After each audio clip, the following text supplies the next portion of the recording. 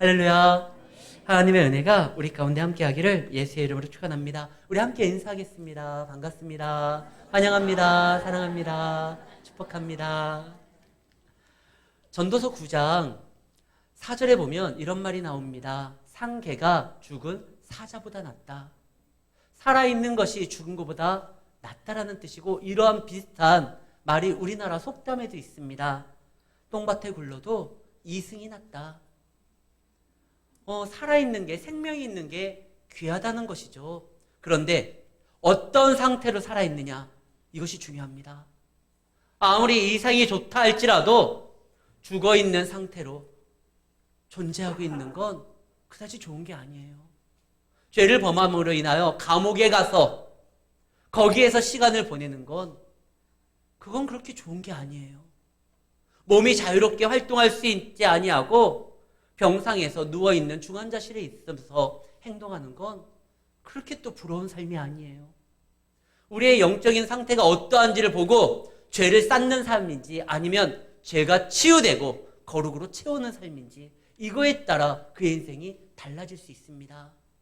성경은 말합니다. 모든 사람들이 하나님의 영광 가운데 나아가야지 존귀한 삶을 살아갈 수 있다고. 어떤 삶이 가치가 있는 삶일까요?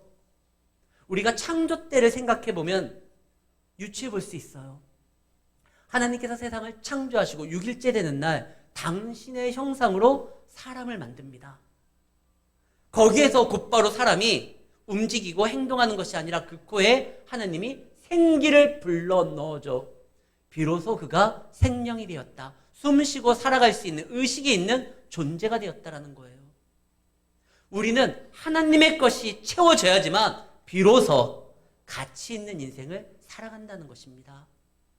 하나님께서 사람을 몇째 날 만드셨죠? 6째 날. 그리고 그 다음 날은 안식일이에요.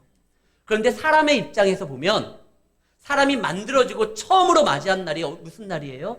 안식일이에요. 지금으로 말하면 우리가 구원받은 복된 날, 주의 날, 주일이에요. 그래서 첫 시작은요, 인간이 제일 먼저 삶을 살아가는 데 있어서 중요한 건 하나님과의 만남을 통하여 일주를 살아가는 겁니다. 그래서 우리가 달력을 보면 월요일이 첫 주의 시작이 아니라 어느 날이 첫 주의 시작이에요? 주일이에요. 창조의 원리가 그래요. 사람이 만들어지고 처음으로 맞이한 날, 주의 날, 복된 날, 주님과 함께하는 안식일, 그날로 한 주를 살아가야지만 제대로 살아가는 거예요. 우리가 주일날 이 자리에 모여서 함께 예배를 드리고 하나님을 만나고 하나님의 말씀을 체험해서 나아가는 건 제대로 주와 함께 이 한 주간을 살아가는 그런 은혜를 받는 거예요. 그렇기 때문에 우리는 주일날 교회에 나옵니다. 우리가 살아가도 주와 함께 살아갑니다. 이게 복된 거예요. 그런데 세상은 그러지 않아요. 하나님 없이 사는 삶이 자유의 삶이고, 하나님을 인정하지 않는 삶이 주체적인 삶이고, 그것이 더 좋은 삶이라고 이야기를 합니다. 그래서 그들은 경건치 않게 행동하려고 하고, 그리고 하나님 없는 삶을 더 나은 삶인 것처럼 포장을 합니다. 우리가 복음을 증거하다 보면 구원은 오직 예수로 말미암아 이루어져요. 근데 복음을 전하다 보면 이렇게 질문하는 사람이 있습니다.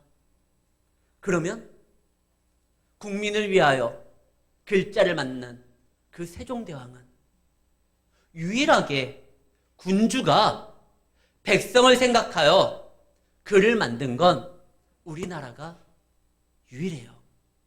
그리고 그 창제의 원리가 기록되고 목적이 기록된 훈민정음, 그것을 가지고 있는 나라도 우리나라가 유일해요. 그 엄청난 업적을 이룬 세종대왕은 그럼 지옥 같습니까? 지금 광화문에 동산이 세워져 있는 저 이순신 장군, 이순신 장군은 천국 갔습니까? 이런 질문 하시는 분들이 있어요.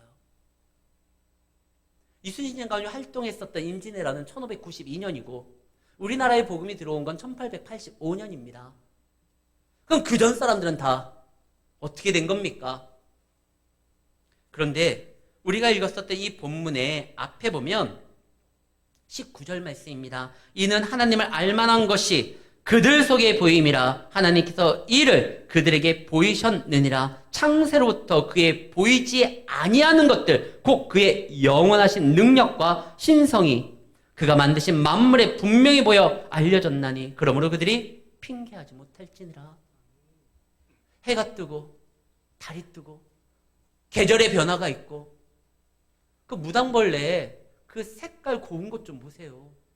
누가 이렇게 신기하게 기묘하게 만들었을까? 우주의 천체가 움직이는 걸 보면 어떤 이가 저렇게 한 치의 오차도 없이 천체를 운행하실까? 답은 하나예요.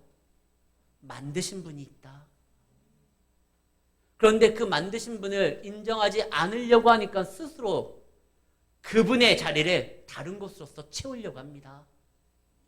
이 모든 세상 분명히 만든 이가 있어요. 그러면 그 만든 이에 대해서 우리가 더욱더 심써 그를 알고 그 창조의 목적과 내 인생의 방향이 어떻게 되는지 그에게 나아가서 알아봐야 되고 알게 되면 따라야 되거든요. 근데 그게 싫어요.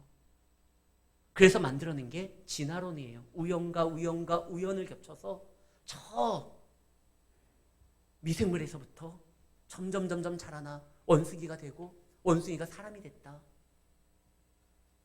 이렇게 믿는 것이 하나님을 알지 못하는 사람이 나름대로 이 세상이 지금까지 이루어진 거에 대한 해답이라고 이야기를 합니다.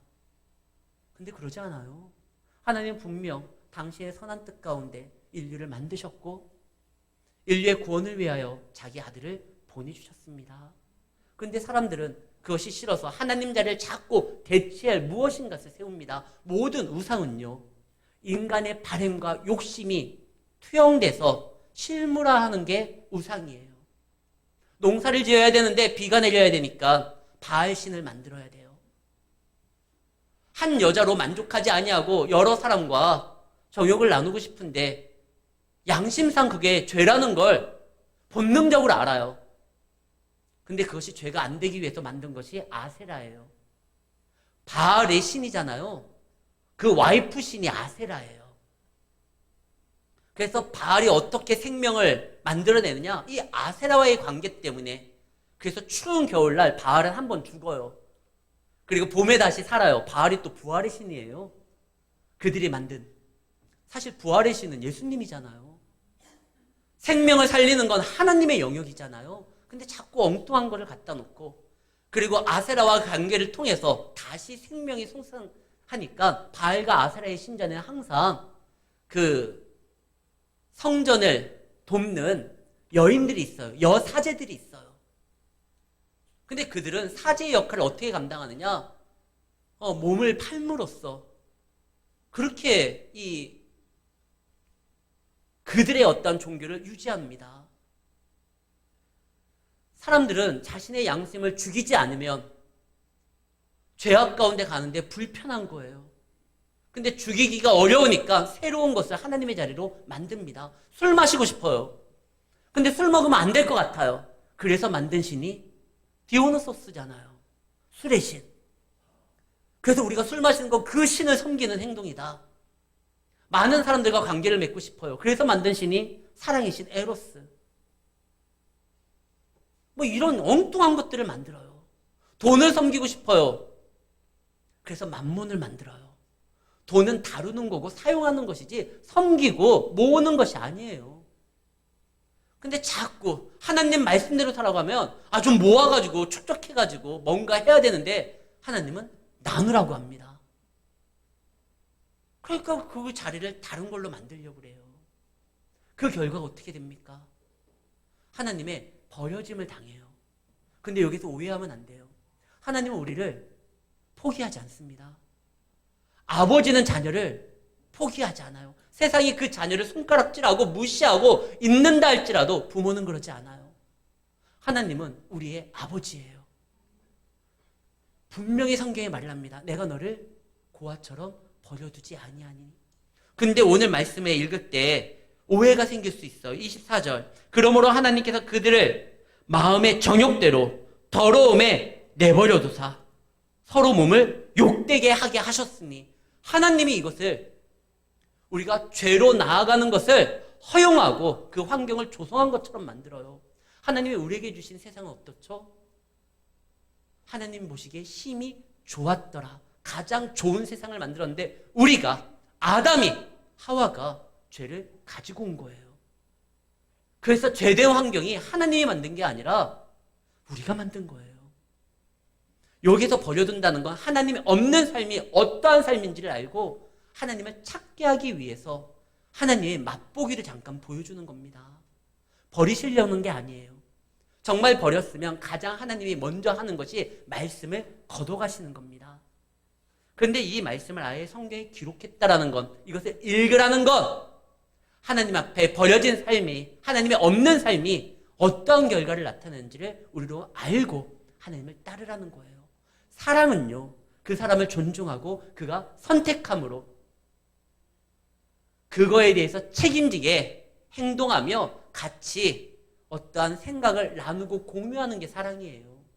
제가 아내를 사랑합니다. 그가 나만 바라보기를 원해요. 그래서 밖을 못 나오도록 집안에 감금하고 목줄을 채우고 나만 생각하고 나에게만 충성하도록 만들면 그건 사랑이 아니라 사육이에요.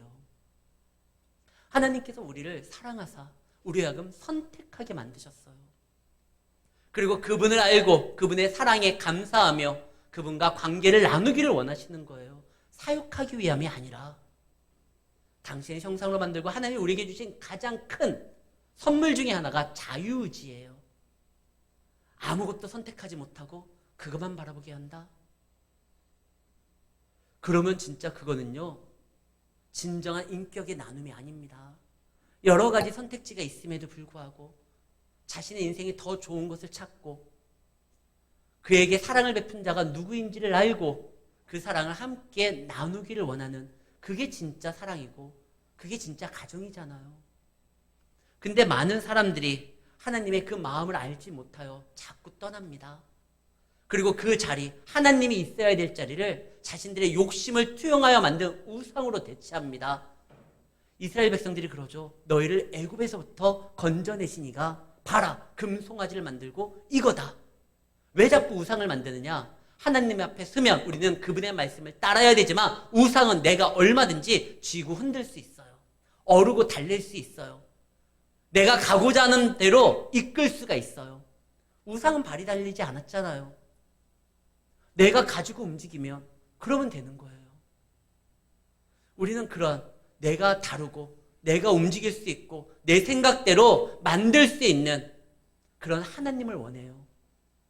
그래서 만들어진 게 하나님께서 창조의 지혜로서 만들었던 수많은 것들, 새의 형상, 물고기의 형상을 오히려 우상으로 만들어버리고 그것이 나의 신이라고 생각하며 내가 다루려고 합니다. 그때 하나님께서 하나님 없는 인생이 그 결과의 끝이 다다르기 전에 먼저 알고 돌아오기를 원해서 그들이 죄악 가운데 있는 데 있어서 나 없는 삶이 어떤 결과를 보여주는지 오늘 본문이 기록하는 거예요. 이 본문은 우리가 왜 주님이 필요하고 복음이 우리에게 왜 있어야 되며 우리가 사랑하는 자들에게 왜 복음을 전하고 주님을 증거해야 되는지에 대해서 설명하고 있습니다. 주님이 떠난 삶, 자유의 삶이 아니라 주님이 모시는 삶, 억압의 삶이 아니라 오히려 그것이 반대라는 것을 이해하게 해줘요. 내가 주님을 모시면 내 인생, 내가 여태까지 살아오려고 얼마나 노력하고 수고했는데 주님께서 내 삶에 들어와서 주인으로서 차지한다? 이거 아닌 거 아닌가? 아니요. 그분이 찾아올 때 그냥 찾아오는 게 아니잖아요. 내 인생에 당신의 영광을 채우기 위해서 오시는 거잖아요. 이번에 야구를 보다가 깜짝 놀랐어요. 제가 산 TV거든요. 근데 우리 장로님이 딱 나와요, 광고에. 여러분들 모르시죠? 우리 장로님이 광고에 나왔어요. TV에. 그래서 이게 어쩐 일이냐?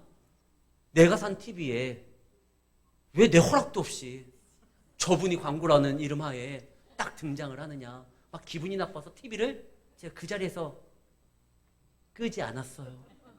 너무 신기한 거예요. 그래서 빨리 찍으려고 하다가 화면이 지나가가지고 못 찍었는데, 장로님이 제가 산 TV에 등장해가지고 불편한 게 아니라 야, 좀 더 큰 거 살 걸 그랬다 라는 생각이 들더라고요. 좋았어요. 주님이 내 삶에 확 들어오는 거는요, 내 삶을 어지럽히려고 내 것을 빼앗으러 오시는 것이 아닙니다. 내 삶에 진정한 가치를 채워주시려고 오시는 거예요. 내가 아는 이가 이 화면에 등장하는 것만으로도 기뻤는데, 나를 위하여 세상을 창조하시고 영혼을 허락하신 그 하나님이 내 삶에 들어오는 건 그건 기쁨이고 감사예요. 우리가 바로가 하나님 앞에 몇 가지 재앙을 받죠? 10가지 재앙을 받아요. 참 불쌍한 인생이다. 아니요. 잘 보면은요, 바로는 하나님의 능력을, 그의 위대하심을, 그가 생명의 주이심을 현장에서 경험한 사람이에요. 이 10가지 재앙은 바로에게도 기회를 준 거예요. 자기 스스로 속았어요. 자기가 신의 아들인 줄 알았어요. 애굽의 왕은 파라오라고 해서 태양의 아들이라고 하고 자기를 위하여 영원까지 살 수 있다 생각하여 피라미드를 짓습니다. 자기 외에 아무도 없다고 생각을 했는데 어느 날 모세라는 사람을 통해서 하나님의 존재를 알게 돼요. 자기가 생각했었던 그 세상과 전혀 다른 세상이 있다는 걸 재앙을 통해서 경험하게 됩니다.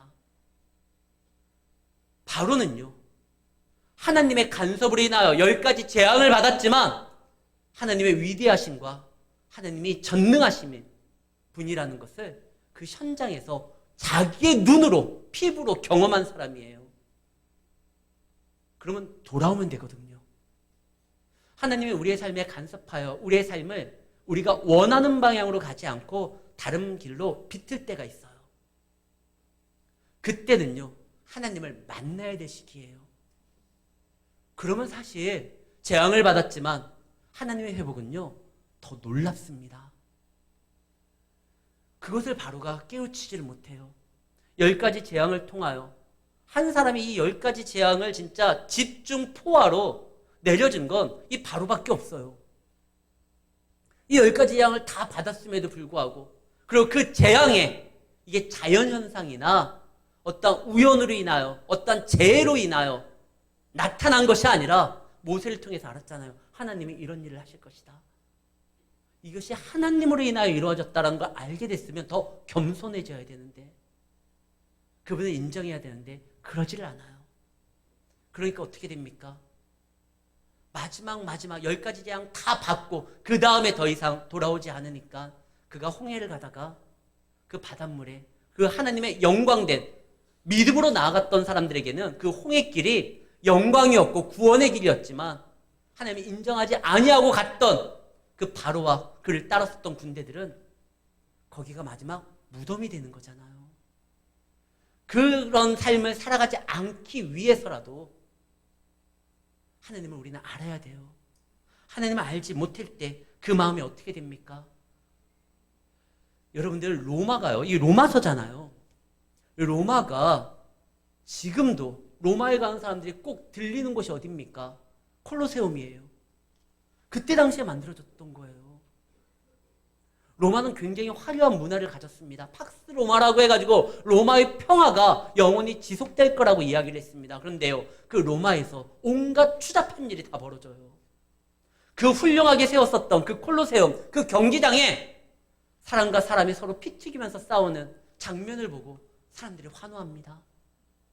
사람을 짐승에 굶주린 사자에게 밥으로 던져주고 그들이 절규하며 죽어가는 모습을 보고 마치 스포츠 관람하는 것처럼 즐깁니다. 로마는요, 화려했던 게 아니에요. 거기에 더욱더 추악한 죄의 본성들이 만연했던 곳이에요. 기술이 발달되면 발달될수록 세상이 좋아진다. 계몽주의 사상이 그거잖아요. 사람이 깨우침을 받고 사회가 발전되면 세상은 좋아질 것이다. 결코 좋아지지 않아요. 지금 핸드폰이 생겼습니다. 그러니까 어떻죠? 편해요. 예전에 데이트를 할 때 아내랑 90년대 초반만 해도 서로 약속을 정해가지고 가면 그가 올 때까지 기다려야 돼요. 도중에 어떤 돌발 상황이 생겨서 사고가 생겨서 시간이 더디면 왜 이렇게 안 오나? 그 근심하고 걱정하면서도 기다릴 수밖에 없어요. 근데 요즘은요. 바로 통화할 수 있잖아요. 나 좀 늦어지니까 근처 카페에서 잠깐 기다려. 요즘 생활이 너무 편해졌어요. 그렇다고 해서 삶이 좋아졌습니까? 그 휴대폰에 얼마나 많은 보이스피싱으로 사람들이 많은 어려움을 당합니까? 예전에는 보이스피싱 없었어요. 제가 알기로는 조선시대 때는 보이스피싱이 없었을 거예요. 이게 생기니까 있는 거예요, 핸드폰이. 오히려 기술이 발달되니까 더 많은 죄의 유혹과 사기에, 범죄에 더 많이 노출이 됩니다. 기술의 발달은 우리의 삶을 풍요롭게 하지 않아요. 편하게 할 수는 있지만 근본적으로 사람의 마음에 기쁨과 감사와 평안과 존귀함을 주지는 못합니다. 오직 하나님으로서 채워져야 되는 거예요. 로마가 발달되었지만 그들의 삶이 어떻습니까? 우리에게 주신 이 몸은요, 정말 소중한 거예요. 천사가 몸이 있나요? 영적인 존재죠. 몸이 없어요. 이 몸은 하나님이 주신 굉장히 큰 선물입니다. 이 몸으로 하나님을 모시면 우리가 곧 성전이 돼요. 천사는요, 생육하고 번성하고 이거 못해요. 영적 존재지만 이거는 우리가 할 수 있어요. 이 몸으로 예배 가운데 나아가고 이 몸으로 복음을 증거하고 이 몸으로 하나님의 거룩한 일을 행한다고 하면 그래서 천사가 흠모하고 부러워하는 거예요. 근데 이 몸을 어떻게 됩니까? 하나님이 없이 살아다 보니까 순리대로 사용하지를 않아요. 그러면서 그것이 죄라고 이야기하기엔 뭐하니까 법으로 정하려고 추진을 합니다. 지금 미국의 LA를 예전엔 뭐라고 했죠? 나성이라고 했어요. 아름다운 도시, 로스앤젤레스, 천사들의 도시가 그 캘리포니아 LA잖아요. 많은 사람들이 꿈꾸는, 그래서 이런 노래도 있지 않았어요? 나성에 가면 편지를 띄우세요. 두리두바 이렇게 나가는. 근데 지금 어땠습니까? 요즘에 여러분들 LA를 검색하면은요, 천사의 도시가 아니에요. 동성애가 합법화되었을 뿐만 아니라 마약하는 사람들이 그냥 길가에서 거래를 합니다. 법이 바뀌었거든요. 4,000달러인가? 그 미만의 벌금형을 받는 사람들은 경찰이 잡아봤자 바로 나와요. 법이 그래요. 그래서 제가 10여 년 전까지만 해도 LA에 간 적이 있었는데 도로에서, 길가에서 노숙을 하거나 마약을 파는 사람을 본 적이 없어요. 근데 최근엔 달라졌어요. 그것이 지금 LA 당국의 굉장히 큰 골칫거리예요. 근데 법을 그렇게 정했어요. 왜? 그거 하는 사람들이 많거든요. 정치인 중에서, 사회인 중에서도, 유력한 유명인들 중에서도 그거 하는 사람들이 많아요.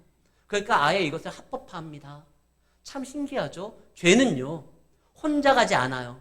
반드시 끌고 가려고 해요. 왜? 그래야지 안심이 되거든요. 여러분들 혹시 직장에서 회식할 때 1차에서 끝나지 아니하고 2차, 3차 갈 때, 자, 1차 회식이 끝났으니까 다들 가정으로 잘 가고 나는 2차 갈 거야. 혼자 가는 사람 있어요? 같이 가게 해요. 아니 나는 오늘은 빨리 집에 들어가는데 아유 그 뭐 맨날 가는지 뭘 빨리 가냐. 2차 가자, 3차 가자. 어떻게든지 끌어들여요.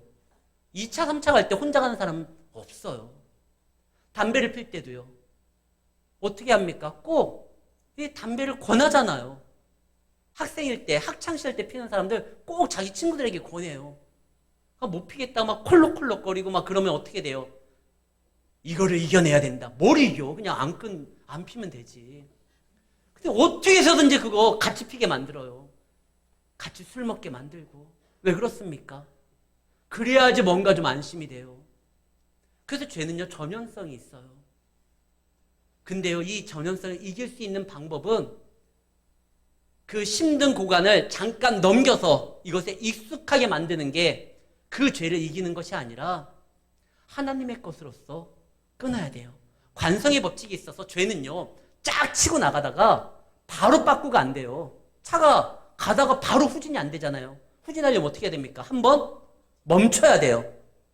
그리고 방향을 틀어서 움직여야 돼요. 우리가 가만히 놔두면 죄로 끝까지 가게 돼요. 반드시 한번 멈춰야 돼요. 내심으로는 안 돼요. 이게 중독이 되면은요, 이 죄는 힘이 있어서, 권세가 있어서 나를 이제는 나중에 주장합니다. 처음에 사람이 술을 마시다가 나중에 어떻게 된다고 해요? 술이 나를 마신다라는 말이 나오잖아요. 죄라는 것이 그래요.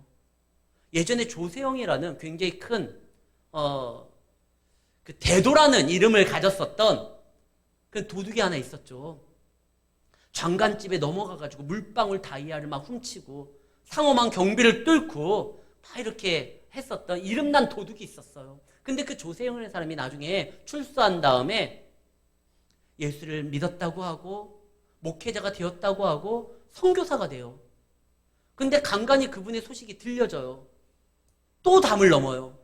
일본 선교사로 갔는데 일본에서 담 넘다가 도둑질했다가 또 그래요. 그는 자기가 예수를 믿었다라고 이야기하지만 진짜 예수가 자신의 삶을 주장했다고 하면 담을 왜 넘어요? 근데 그 예수님이 주장하는 삶이 분명히 그가 처음에 목회자의 길을 가고 선교사로 나아갈 때는 내가 하나님의 뜻대로 살아가겠다라고 결단도 했을 거고 어떤 부름의 소명도 있었을 거예요.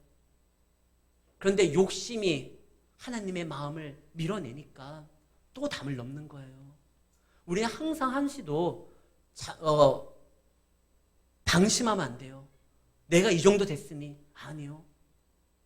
베드로가 언제 사단아 내 뒤로 물러가라 예수님의 그 지적을 받았죠.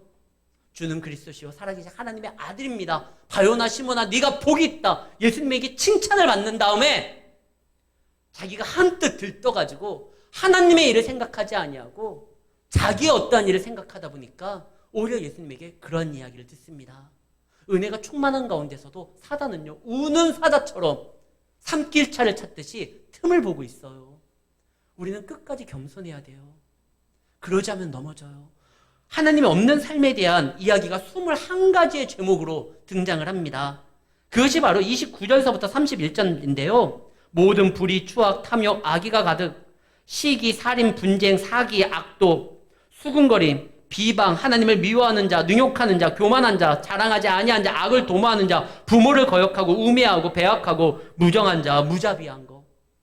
하나님이 없게 되면 우리가 삶이 아무리 포장한다 할지라도 이런 죄에 쉽게 무너집니다. 목사인 저도 그래요.